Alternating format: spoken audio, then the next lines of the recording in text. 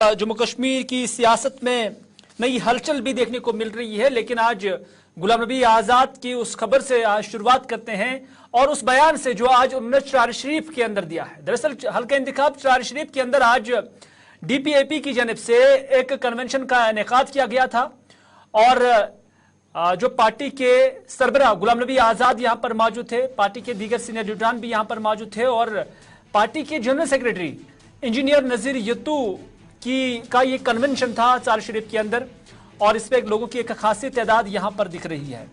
और इसी दौरान गुलाम नबी आज़ाद ने जब चार शरीफ के आस्थान आला में हाजिरी दी और उसके बाद उन्होंने जो चार शरीफ के अंदर खानका उसका भी उन्होंने जायजा लिया, तो उसके बाद इस कन्वेंशन से खिताब के दौरान गुलाम नबी आज़ाद ने कहा कि जो मजहबी इदारे हैं ये सरकार के तहवील में नहीं होने चाहिए।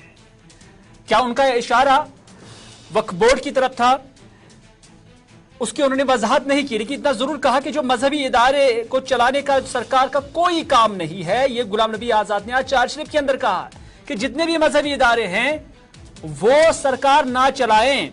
उन्होंने कहा कि सरकार जब इसे हाथ में लेती है तो फिर हालत वही होती है जो खानका की हुई है, क्योंकि खानका को तामीर जब किया गया था उसके बाद उसमें दरारें पड़ी थी। तो उन्होंने कहा कि यही हालत हो जाती है फिर जब सरकार ऐसे मजहबी इदारों को अपनी तहवील में लेती है, इसलिए मजहबी इदारे अवाम के हवाले किए जाए। ये गुलाम नबी आज़ाद ने चार शरीफ के अंदर एक जो अवामी जलसा था जो इंजीनियर नज़ीर यत्तू ने यहाँ पे बुलाया था, तो उसमें उन्होंने अपने खिताब में कहा है। उन्होंने क्या कुछ कहा है उन्हीं की जुबानी सुनते हैं, क्योंकि उन्होंने जो यहाँ खानका बनाया गया उसकी तामीर हुई थी, उस पर फिर जो शिकायतें हुई, शिगाब पड़े, दरारें पड़ी और उसको मद्देनजर रखते हुए उन्होंने अपनी स्पीच का महव मरकज यहाँ पे बनाया हुआ था। चीफ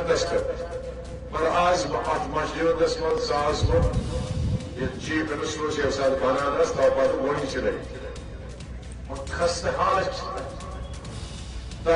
ब्राड आमिर सचन आज फुर्सत तथ देवारन मज कुल लगे तम कर फुर्सत सफेदी गवर्नमेंटन पन्निस तहवीलस मज पन कमेटी बना यह बासान वो गलत यह कुन त गवर्नमेंटस पजन मजहबी अदार पन्निस तहवीलस मज यह मजहबी लुकन आम लुकन तमें मजहबी अदार चलावान, सरकार कहीं मजहबी अदार चला अगर चलाएं तो गई गिलवई राग गसान लिहाजा बहुत गवर्नमेंटस गुजारिश करान यम अदार गसन ये लूकन हवाले करें ताकि तम इज्जत तो एहतराम तमन यह जोन तो दिलस मज यह ठीक करने प्रेम यम अदार तो ज्यारत यह मुलाजम यम बन तमन और कुन जोन तमन इज्जत तमन रेस्पेक्ट तम पोस वटाव पोस वट खतर ज्यारत बड़ बुधवर ज्यारत गसान अल्लाह ताला सज रहमत बज बज ज्यारत बड़ बड़ी हैं कि ये जो मजहबी इदारे हैं ये अवामी तहवील में होने चाहिए। सरकारों को नहीं चाहिए कि वो इन इदारों को, मजहबी इदारों को अपनी तहवील में ले। और आपको याद होगा कि सबसे पहले साल 2002-2003 का वो साल था जब जम्मू कश्मीर वक्फ बोर्ड को, मुस्लिम वक्फ बोर्ड को उस वक्त के वज़ीर आला मुफ्ती मोहम्मद सईद ने सरकारी तहवील में लिया था, लेकिन उसके बाद गुलाम नबी आज़ाद की ही सरकार आई थी, लेकिन उसमें कोई इस हवाले से कोई पेशरफ नहीं हुई है। लेकिन गुलाम नबी आज़ाद का आज का कहना है कि इन इदारों को अवाम के हवाले ही कर देना चाहिए। लेकिन बाद में जब यहाँ कन्वेंशन मुनक्कद हुआ, कन्वेंशन के बाद गुलाम नबी आज़ाद ने मीडिया के नुमाइंदों के सवालात का भी जवाब दिया और इस मौके पर उनसे पूछा गया कि आपने कैंडिडेट्स के नामों का ऐलान नहीं किया, ताहम उन्होंने कहा कि उधमपुर नशस्त के लिए GM सरूरी जो है वो मौजूद उम्मीदवार है। ये गुलाम नबी आज़ाद खुद कहते हैं कि जम्मू उधमपुर नशस्त के लिए GM सरूरी जो कि पार्टी के सीनियर लीडर हैं और बानी मेंबरान में शामिल है, वो एक मौजूद उम्मीदवार हैं उन्होंने कहा कि हालांकि अभी हमने कोई हतमी फैसला नहीं लिया है, लेकिन मुझे जीएम सरूरी काफी पुरवजन उम्मीदवार इस निशस्त के लिए लग रहे हैं। गुलाम नबी आजाद ने कहा, national conference to contest the solo in Kashmir. Do you think it's a big setback from Indian alliance and Bukar? I have nothing to say. This is between those alliances and them. Alliance वाले जाने और NC वाले जाने. I have nothing to say. Udhampur Jammu में कौन सा आपकी है? उधमपुर जम्मू में मेरा इरादा है बाकियों से भी करेंगे। तो मैं समझता हूँ कि गुलाम मोहम्मद सरूरी साहब सबसे मौजूद कैंडिडेट रहेंगे, लेकिन अभी हमने कतई फैसला नहीं किया है। लेकिन उस पे 0-1 हम कहते हैं घूम फिर के में। चलिए, इंतखाबात के लिए उधमपुर निशस्त से हमने एनसर्कल किया है गुलाम मोहम्मद सरूरी के नाम को, लेकिन अभी कोई हतमी फैसला नहीं लिया है, गुलाम नबी आज़ाद ने कहा। लेकिन रविंद्र रैना भी आज शहर के अंदर थे, और शहर के अंदर रहकर, क्योंकि कल वज़ीर आज़म नरेंद्र मोदी का जम्मू कश्मीर का दौरा, और इसमें भारतीय जनता पार्टी का ये दावा है कि वो पार्टी लीडरान को, पार्टी कारकुनान की, जिनकी तादाद वो 2 लाख बता रहे हैं कि कल इस जलसे के अंदर 2 लाख लोग शिरकत करेंगे श्रीनगर के बख्श स्टेडियम में। ये रविंद्र रैना कहते हैं। रविंद्र रैना कहते हैं कि यहाँ जो कल वज़ीर आज़म नरेंद्र मोदी आएंगे तो यहाँ हर शख्स उनका दीदार करना चाहते हैं। उन्होंने कहा कि यह तारीखी रैली होगी, जगह कम पड़ेगी, इतने लोग होंगे, और उन्होंने कहा कि जगह जगह पर स्क्रीन लगाए जाएंगे। जम्मू कश्मीर के 285 ब्लॉकों में LED लगाए जाएंगे और वहां पर भी हजारों लोग उन्हें लाइव देखेंगे। ये रविंद्र रैना ने आज श्रीनगर के अंदर मीडिया के नुमाइंदों से बात करते हुए कहा। चूंकि अभी हमारे प्राइम मिनिस्टर साहब की एक बड़ी रैली है और जिसकी तैयारी पूरे तरीके से बीजेपी यहां कर रही है, और हमारा टारगेट है 2 लाख से ऊपर की आवाम मोदी साहब की 7 मार्च को होने वाली कश्मीर की रैली में शामिल होंगे। वो हमारे कश्मीरी मुसलमान भाई बहन हैं, गुजर बकरवाल हैं, पहाड़ी कबीले के हैं, OBC तबका जात के हैं।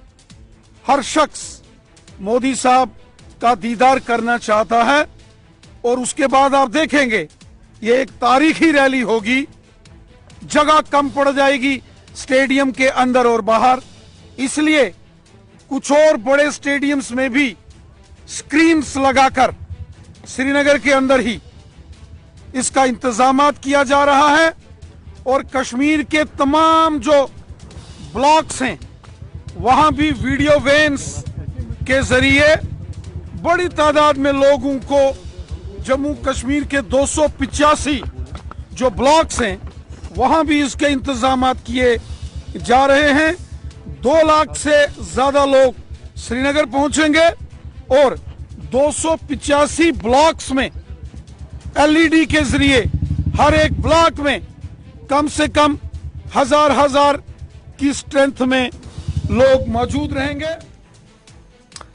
रविंद्र रैना का कहना है कि कमोबेश कल का जो दिन होगा उसमें सारे कश्मीरी, चाहे बराह रास्त, बिलवास्ता या बिलावास्ता, कल इस रैली के अंदर जुड़ जाएंगे। इसलिए 285 ब्लॉक्स के अंदर भी स्क्रीनिंग का एहतमाम रखा गया है, ये रविंद्र रैना कहते हैं। लेकिन उनसे सवाल पूछा गया था PDP, नेशनल कॉन्फ्रेंस और बाकी जो जमातें हैं, तो उस पर उन्होंने कहा कि चाहे NC हो, PDP हो या कांग्रेस हो या इनकी कोलिशन हो, उन्होंने कहा कि अवाम इन सरकारों को समझ चुके हैं, जान चुकी हैं, परख चुकी हैं, लेकिन लोग इस नतीजे पर पहुंचे हैं कि वज़ीर आज़म नरेंद्र मोदी की सरकार में जो जम्मू कश्मीर के अंदर लेफ्टिनेंट गवर्नर राज है, अवाम इसी से मुतमईन है। यहां तक कांग्रेस, नेशनल कॉन्फ्रेंस और PDP जो जमाते हैं इनका कोलिशन का सवाल है। ये जितना मर्जी कोलिशन कर दें, जम्मू कश्मीर की आवाम इन सबको अच्छे से जानती है। लोगों ने जम्मू कश्मीर में नेशनल की हुकूमत भी देखी है, PDP की हुकूमत भी देखी है और कांग्रेस की हुकूमत भी देखी है। और आज जब यहां गवर्नर रूल है और मरकजी हुकूमत किस तरीके से यहां लोगों की खिदमत जो है वो कर रही है, कश्मीर के लोग मोदी हुकूमत में अपना कंट्रीब्यूशन देंगे, मोदी साहब को गिफ्ट देंगे ताकि जो हुकूमत मरकज में तीसरी बार मोदी साहब की बन रही है, उसका डायरेक्ट फायदा यहां हो कश्मीर में। जब यहां से भी बीजेपी का मेंबर पार्लियामेंट जीत के मोदी हुकूमत में जाएगा तो डायरेक्ट। नाज़रीन, भारतीय जनता पार्टी की जो क्लेम्स है इस पर पैंथर्स पार्टी क्या कुछ कहती है वो हम आपको थोड़ी देर पर सुनाएंगे, क्योंकि यहां पर हम रुकते हैं एक छोटे से तिजारती वक्फे के लिए। वक्फे के फौरन बाद हाजिर होते हैं। आप बने रहे गुलिस्तान न्यूज़ के साथ। लेकिन आज जम्मू के अंदर पैंथर्स पार्टी की जानब से एहतजाज किया गया और इस एहतजाज के दौरान पहले स्टेटहुड का दर्जा बहाल करने की मांग की गई है। पैंथर्स पार्टी के सीनियर लीडर हर्षदेव सिंह इस एहतजाज की यहां पर सदारत कर रहे थे। उन्होंने कहा कि रोजगार देने का मुतालबा उन्होंने किया, खुसूसी पैकेज का ऐलान का भी उन्होंने मुतालबा किया। उन्होंने कहा कि आवाम की जमीनें जो है छीनने का सिलसिला बंद किया जाए। उन्होंने कहा कि अवामी मसाइल उभारने वाला कोई लीडर ही नहीं है जम्मू कश्मीर में। उन्होंने कहा कि लीडरों को ईडी और सीबीआई का डर है। यहाँ यूपी और बिहार के लोगों को जम्मू कश्मीर में नौकरियां दी जा रही है, लेकिन कोई लीडर बात तक नहीं करता है। इशारा उनका भारतीय जनता पार्टी के जम्मू खी में से था और उन्होंने कहा कि वजीर आजम को कश्मीर से बेरोजगारों के लिए पैकेज का ऐलान कर देना चाहिए। ये डॉक्टर हर्षदेव सिंह ने कहा।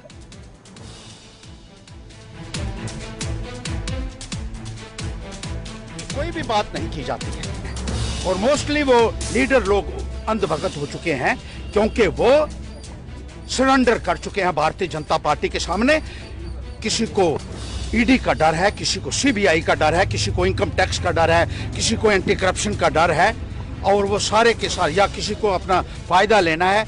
इन लोगों ने अपना जमीर बेच दिया है। They have sold their soul to the devil.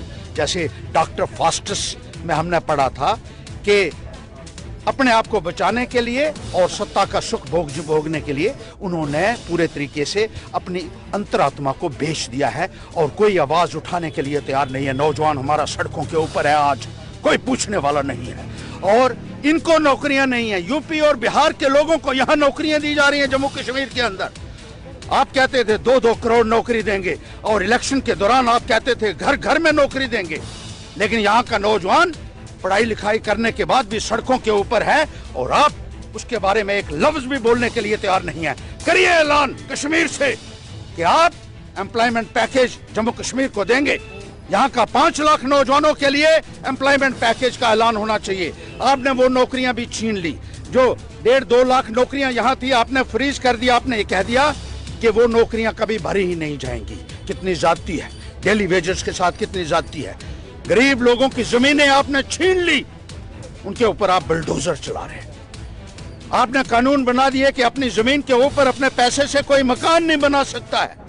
Smart meter आप लगा रहे हैं, बिजली है नहीं कहीं, और टीवी के ऊपर ऐलान करने से कुछ नहीं होगा। मोदी जी 24/7 का जो नारा आप 10 साल से देते आ रहे हैं बिजली देने का, आज देखिए कि कितनी बिजली लोगों को मिल रही है। पानी आप कहते हैं घर घर नल लगा दिए हैं, कहाँ है नल? आज भी हमारी माताओं और बहनें गांव में चले जाइए तो सर के ऊपर 20-20 किलो का बर्तन उठाकर 4-4 किलोमीटर से पानी भर रही हैं, और आप टीवी के ऊपर तमाशा कर रहे हैं, एक झूठे ऐलान कर रहे हैं आप। चलिए, हर्षदेव सिंह को आपने सुना जो बीजेपी से मुखातिब थे, लेकिन इधर वज़ीर आज़म नरेंद्र मोदी के दौरा जम्मू कश्मीर और खासतौर पर दौरा श्रीनगर को लेकर तैयारियों को हतमी शक्ल दी जा रही है। सरकारी स्तर पर तो सिक्योरिटी पॉइंट ऑफ व्यू से काफ़ी चाको चौबंद फोर्सेस के अमले सभी, चाहे पुलिस हो, सीआरपीएफ हो, एनएसजी, एसएसजी, सारे मुतहरिक नजर आ रहे हैं और उसके साथ साथ स्टेट एडमिनिस्ट्रेशन भी काफ़ी मुतहरिक है और कई एक सड़कों को बंद भी किया गया है।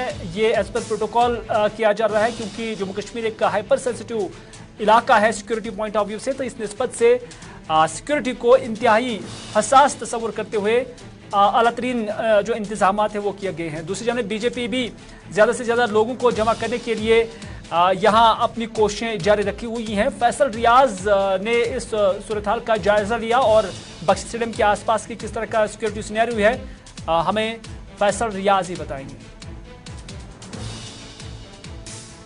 मुल्क के वज़ीर-ए-आज़म नरेंद्र मोदी कश्मीर का दौरा करने वाले हैं और दौरे के दौरान बख्शी स्टेडियम में करीबन 2 लाख के करीब लोगों को खिताब करेंगे और कई अहम प्रोजेक्टों का इफ्तिताह करेंगे और फाउंडेशन स्टोन भी ले करेंगे, जिसके लिए लगातार तैयारियों का जो सिलसिला है वो लगातार जारी है। सिक्योरिटी की बात करें तो सिक्योरिटी को हर अलर्टनेस पे रखा गया और इस वक्त में राजबाग में मौजूद, आप देखिए ये राजबाग का एक जवाहरनगर वाला रूट है जो कि बख्शी स्टेडियम की तरफ जाता है, जिसपे बैरिकेड्स लगाए गए और अब ट्रांसपोर्ट देखिए, ट्रांसपोर्ट को दूसरी तरफ डाइवर्ट किया जा रहा है, उनको अपनी डेस्टिनेशन पे जाना है। वही पूरे सिक्योरिटी एरिया की श्रीनगर की बात करें और सिक्योरिटी सिनेरियो की बात करें तो पूरे श्रीनगर में जो सिक्योरिटी हाई अलर्ट पे रखी गई है, जितने भी एंट्री पॉइंट्स है वहां पे नाके बढ़ाए गए हैं, चेक पॉइंट्स बढ़ाए गए हैं और ये भी खबरें मौसूल हो रही है कि आज दोपहर के बाद एनएसजी कमांडोज को बख्शी स्टेडियम के अराउंड डिप्लॉय किया जाएगा। वही दरियाई जहलम की बात करें जो कि बड़ा पास में से गुजरता है बख्शी स्टेडियम में, वहां पे मैरीन कमांड को डिप्लॉय किया गया जो इस वक्त पूरे जहलम में इस वक्त गश्त करते हुए नजर आ रहे हैं। वही ऑल ओवर सिक्योरिटी सिनेरियो की बात करें तो ड्रोन से सर्वेलेंस होगी, 3 टायर सिक्योरिटी सिस्टम जो है पूरे तरीके से इम्प्लीमेंटेड रखा गया है और कोशिश की जा रही है कि जो सिक्योरिटी है उसको मजीद मुतहरिक रखा जाए और जो भी एरिया बख्शी स्टेडियम का है वहां पे सिक्योरिटी अलर्टनेस रखी जाए। वही जितने भी स्कूल आज इस रेडियस में आते हैं, बख्शी स्टेडियम के रेडियस में आते हैं, उनको फिलहाल एहतियाती तौर पर बंद रखा गया है क्योंकि रोड्स जो है उनको उनके बैरिकेड्स लगाए गए हैं, इसलिए स्कूल को जो है फिलहाल आज और कल के लिए बंद रखा गया है। वही ऑल ओवर जब हम देखते हैं तो सिक्योरिटी अलर्ट में जो वो काफी ज्यादा हाई की गई है और उसके साथ साथ जो सिविल इंतजामिया की जो तैयारियां हैं वो भी मुकम्मल की जा रही है और कल देश के वज़ीर-ए-आज़म आर्टिकल 370 हटाने के बाद पहली बार जम्मू कश्मीर आ रहे हैं और जम्मू कश्मीर के लोगों को कई बड़े प्रोजेक्ट्स वो देंगे। चलिए आज के खबरनामे में बस इतना ही। अपने मेजबान को दीजिए इजाजत इस वादे के साथ कि अगर जिंदगी रही तो आपसे फिर होगी मुलाकात। तब तक के लिए अल्लाह निगहबान।